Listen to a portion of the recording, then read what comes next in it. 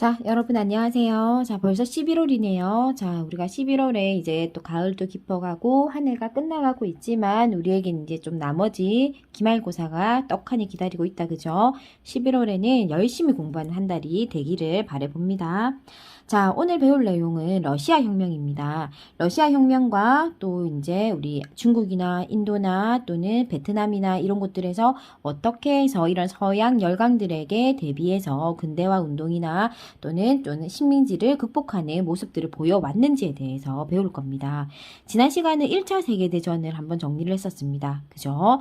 자, 이렇게 우리가 지금 현재 세계가 이제 변해가는 모습들을 배워가고 있는데 아마 이번 기말고사 때는 2차 세계대전이나 냉전사회나 요까지 들어가지 않겠나 예상하게 됩니다. 그래서 선생님도 조금 열심히 진도를 나가보도록 하겠습니다. 자, 그러면 러시아 혁명 들어가 보겠습니다. 러시아가 1차 세계대전을 주도했었습니다. 그죠? 슬라브 처음에 사라예보 사건으로 1차 세계대전이 시작될 때도 처음에 사라예보를 도와주겠다라고 나섰던 것이 러시아였습니다. 그죠? 범슬라브주의를 주장하면서 러시아가 편을 들어줌으로 해서 시작된 게 1차 세계대전이었지. 그런데 러시아는 예전에 우리가 절대왕정 시기에 배웠던 것처럼 유럽보다 경제적으로 늘 항상 뒤처져 있었어. 따라가는 입장이었어. 그래서 우리가 절대왕정들이 등장했을 때 그때 알렉산드로 2세인 절대왕정, 러시아의 절대왕정이 농노를 폐지했었어.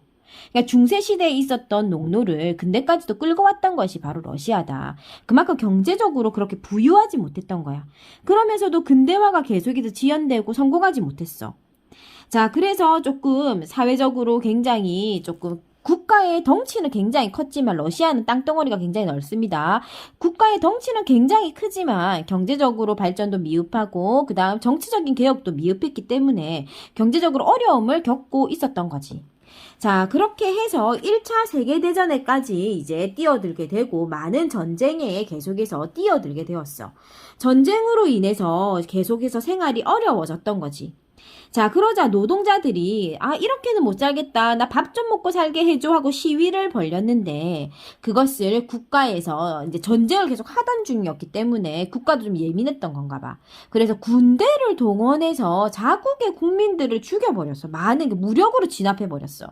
단지 밥을 못 먹고 살겠다라고 예를 들어서 지금 뉴스 같은 데 보면 코로나 시국이라서 자영업자들이 어렵다고 나와서 뭐 시위를 하지. 그치? 근데 그때 만약에 뭐 대한민국 정부에서 군대를 투입해가지고 막 사람들을 죽였다 생각해봐. 사람 참지 않겠지, 그지? 똑같은 거야. 러시아에서도 나 너무 배고파요 하고 거리로 나온 시민들을 무력으로 진압하는 사건이 일어났고 그게 피해 일요일 사건이야.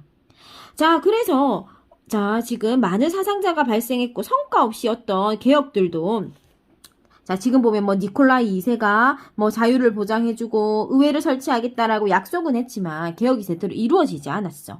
자, 어쨌든 이런 피해 인류의 사건으로 인해서 국민들은 국가에 대한 신뢰를 하지 못하게 됐던 거지. 자, 그런 상황에서 1차 세계대전에 참전하게 된다. 자, 지금 러시아가 어떤 지금 분위기인지 알겠지? 그지? 그래서 계속해서 크게 전제 정치로 인해서 자, 노후화되어 있고 뒤떨어져 정치나 경제가 모두 뒤떨어져 있는 상태였고 그리고 계속해서 어떤 삶의 질을 주장하는 국민들을 피로 이제 이런 무력으로 진압을 했고 자, 그런데도 또 개혁을 성공하지 못했고 전쟁에는 또 1차 세계대전에 참전해 있고 그러니까 굉장히 모든 것이 지금 악화되어 있다라는 거 우리가 알 수가 있다. 그래서 결국은 전쟁을 중지하고 1차 세계대전을 중지하고 우리가 3월 혁명을 통해서 노동자들과 병사들로 이루어진 소비에트라고 하는 단체가 만들어지게 돼. 그래서 전제 군주제가 아예 붕괴돼 버린다. 그러니까 왕을 아예 없애버리고 이런 소비에트 노동자들이 중심으로 한 소비에트라고 하는 단체가 정부를 만드는데 그게 3월 혁명이야. 그리고 나서 11월 달에 레닌이라고 하는 아저씨가 이끄는 볼셰비키라는 무장단체가 정권을 장악하게 돼. 자, 그렇게 해서 결과는 이제 아예 공산주의화 되는 무장단체로 인해서 소비에트라고 하는 정부가 만들어지게 되는 게 11월 혁명의 결과야. 자, 3월 혁명으로 절대 왕정은 없어졌어. 그리고 완전히 뭔가 국가가 생겼다라기보다는 그냥 임시적으로 노동자들이나 병사들이 서로 집결을 했던 거야. 그런데 11월 혁명으로 인해서 완전한 지도자, 레닌이라고 하는 지도자가 등장하면서 볼셰비키당이 소비에트 정부를 만들게 된 거야. 자, 이제 완전한 공산주의화가 되는 거야. 그래서 사회주의 개혁이 시작된다. 선생님이 지금 어려울까봐 순서대로 지금 설명을 하고 있습니다. 사회주의 개혁이 시작될 겁니다. 자, 그래서 이제 토지나 산업이나 이런 것들 개인이 가지고 있었을 거잖아. 그걸 모두 다 국가가 받습니다. 국가가 다 내놔. 이래서 국가가 쫙 가져가가지고 그걸 모두 다 국유화시킵니다.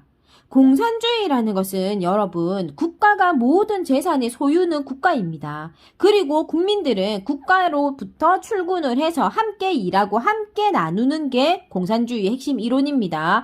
그래서 이제 같이 일하고 같이 공정하게 배분하자라는 게 공산주의적 이론인데 아무래도 이제 공산당도 사람이다 보니까 공산당 당원들이 그 부를 모두 다 독식하고 국민들은 배고프게 살아가고 있지. 그지? 그래서 지금 보면은 사회주의 국가가 몇몇 존재하지 않고 모두 다 자본주의로 돌아서게 된 이유가 그거겠죠. 그죠? 한계점이 있다라는 거지. 하지만 어쨌든 그때는 사회주의 개혁이 이제 막 시작되던 시기였기 때문에 사람들이 뭐 그런 것까지 생각하지 못했겠지. 아, 너무 유토피아적인 제도다라고 생각했을 거야. 왜? 같이 일하고 같이 받으니까. 지금까지 사람들은 어디에 지쳐 있었어? 산업혁명을 통해서 자본가들에게 피를 빨리는 그런 상황에 지쳐 있었어, 노동자들은. 그러다 보니까 이런 사회주의와 같은 유토피아적인 그런 존재가 없는 거지, 그지? 결국 소련은 이런 사회주의 개혁을 통해서 우리는 그래도 나름의 어떤 신경제정책, 신경제정책 NEP라는 경제정책을 펼칩니다. 그래서 모든 재산을 다들 국가가 환수해서 국민들에게 다시 나누어주는 그런 절차를 거치게 됩니다. 그래서 1922년에 소비에트 사회주의 공화국 연방, 즉 소련이라고 하는 국가로 재탄생하게 됩니다. 자, 그리고 나서 스탈린이라고 하는 아저씨가 등장을 해서 경제개발 5개년 계획을 추진하고 나름의 경제성장을 이제 이끌어 나갑니다. 그래서 사회주의의 대표 국가로서 자리매김하게 됩니다. 그래서 소련이 사회주의의 가장 큰 형님 국가고 그 소련을 필두로 해서 그 옆에 있는 동유럽이라든지 조금 어렵게 살고 있었던 국가들이 소련을 모티브로 해서 공산주의화되는 경향을 보이게 됩니다. 자, 그러면 사회가 지금 전 세계가 약간 이분법화 되겠구나 하는 것을 살짝 우리는 여기서 좀 눈치를 챌 수 있습니다. 소련을 필두로 하는 사회주의 국가와 또 미국을 필두로 하는 약간 자유주의 국가, 즉 자본주의 국가로 살짝 나뉘겠구나 하는 것을 알 수 있지만 아직까지 그 정도는 아닙니다. 이제 사회주의가 만들어지고 있는 초기 단계다라고 볼 수 있겠습니다. 어쨌든 이렇게 러시아는 3월혁명, 11월혁명을 거쳐서 사회주의 국가화 되었고, 레닌과 스탈린과 같은 공산주의 독재 정치가 등장함으로 해서 소련이라고 하는 새로운 국가로 거듭하게 되었다. 자, 이렇게 정리할 수 있겠습니다. 자, 그 다음 중국으로 갑시다. 자, 그러면 이제 중국은 이제 그때 어떻게 살고 있었는지 봅시다. 자, 한국은 일본의 식민지였기 때문에 3.1 운동이라든지 이런 지속적인 독립운동을 해 나가던 중이었고요. 중국은 어땠는지 봅시다. 중국에서도 5.4 운동과 같은 근대화를 부르짖는 운동들이 등장하게 됩니다. 중국 또한 우리나라처럼 일본에게 많이 괴롭힘을 당하고 있었던 시기입니다. 자, 그래서 일본이 지금 보면 파리 강화 회의에 승인을 했다 이런 말 나오죠, 그죠? 자, 지금 보면 베이징 대학에 있는 학생들을 중심으로 해서 이 5.4 운동이라고 하는 게 벌어지게 되는데 아까 파리 강화 회의는 1차 세계대전에서 들었던 회의 아닌가요? 라고 말한다면 아주 칭찬합니다. 그렇습니다. 우리 지난 시간에 파리 강화 회의 배웠어요. 1차 세계대전이 끝나고 전후 문제를 해결하기 위해서 파리에서 사람들이 모였어. 그래서 거기서 뭐라고 얘기했어? 야, 독일 네가 이거 다 책임져 하면서 독일에게 많은 배상금을 요구했단 말이지. 그럴 때 그때 미국 대통령 윌슨이 뭘 말했냐면 민족 자결주의, 민자를 주장했어. 민족 자결주의의 영향을 받은 중국에서 5.4 운동이 일어난 거야. 미국 대통령이 아무리 약소한 민족이라도 자신의 운명을 자기가 결정하라라고 얘기했네. 그럼 우리 혹시 도와주려나 하는 어떤 희망을 가지고 자, 그래서 우리도 거기에 영향을 받아서 3.1 운동이 일어난 거거든. 그래서 윌슨의 민족 자결주의는 미국의 5.4 운동과 한국의 3.1 운동에 영향을 끼쳤습니다. 자, 어쨌든 이렇게 지속적인 어떤 근대화를 요구하는 또는 식민지에 반발하는 그런 운동들이 있어 왔습니다. 자, 그 다음에 제1차 국공합작이 일어납니다. 국민당과 공산당이 서로 손을 잡았다라는 거예요. 중국 안에도 공산주의를 주장하는 공산당이 있었고 자유주의, 현재 중국은 중화민주주의 공화국입니다. 자, 그래서 그런 어떤 순원을 필두로 한 국민당이 존재했단 말이지. 하지만 이 국민당과 공산당은 서로 사회적인 이념은 틀리지만 외세를 물리쳐야겠다라고 하는 공통의 목적이 있었던 거야. 그래서 이제 제국주의 세력의 타도, 즉 외국의 세력을 몰아내기 위해서, 일본을 몰아내기 위해서 국민당과 공산당이 서로 손을 잡았어. 그게 1차 국공합작이야. 자, 하지만 워낙 정치적 이념이 다른 세력이었기 때문에 합작은 결렬됩니다.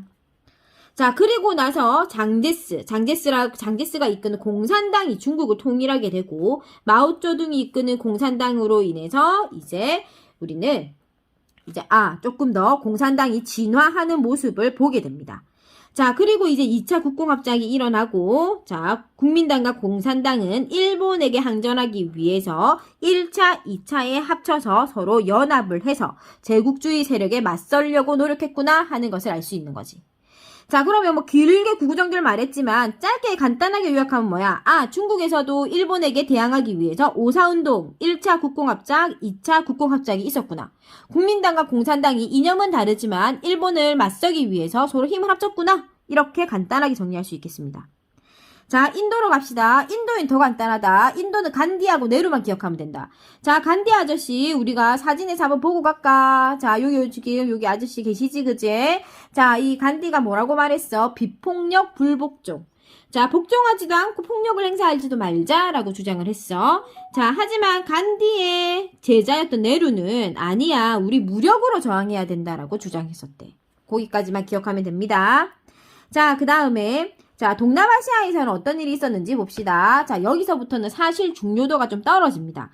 자, 그래서 조금 어떤 사람들이 주요 인물들, 이름 정도만 기억하고 넘어가면 되겠습니다. 자, 베트남에서는 호치민이라는 아저씨가 공산당을 이끌었고, 인도네시아에서는 수카르노. 자, 그 다음에 필리핀은 미국에게 어떤 우리가 조금 지배를 받았었다. 뭐, 그 정도 기억하면 되고요. 타이는 유일한 독립국이었다라고 우리가 지난 시간에도 한번 언급한 적이 있습니다. 영국과 프랑스 틈바구니에서 동남아시아 안에서는 유일하게 독립국이었다. 자, 그 다음에 서아시아에서는 오스만 제국의 무스타파 케말. 자, 이 아저씨로 인해서 터키 공화국으로 수립되는데, 자, 뭐 엄밀하고 자세하게 말하면 터키 공화국의 초대 대통령이 무스타파 케말입니다. 그죠? 자, 우리 그 정도. 자, 알아두면 좋을 것 같고, 아프리카도 그냥 한번 읽어보면은 좋을 것 같아요. 그래서 여기는 지금 묶어서 한 문제 정도 나오지 않겠나 하는 거지, 중요도는 좀 떨어지는 부분입니다. 그래서 오늘 했던 부분에서 핵심은 러시아 혁명, 그 다음에 중국 부분, 또는 인도에서 간디나 네루 정도. 자, 그 정도 우리가 기억하시면 좋을 것 같습니다. 자, 그럼 다음 시간은 2차 세계대전으로 만나겠습니다.